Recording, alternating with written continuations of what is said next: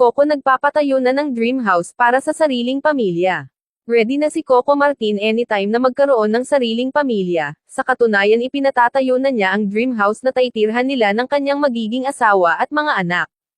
Sabi ng premyadong aktor, maayos na ang buhay ng kanyang pamilya kaya ito na ang tamang panahon para harapin naman niya ang kanyang sarili at ang kinabukasan ng kanyang magiging asawa at mga anak. Walang binanggit si Coco kung sino ang tinutukoy niyang partner in life pero alam na ng lahat na si Julia Montes ang nagpapaligaya sa kanya ngayon at ang napapabalitang anak nila. Oo naman, dati pa, ready nang lumagay sa tahimik. Sabi ko naman sa sarili ko, mas private lang ako. Ipinagdiinan niya na hanggat maaari ay ilalayo muna niya sa publiko ang personal niyang buhay para sa ikatatahimik ng lahat.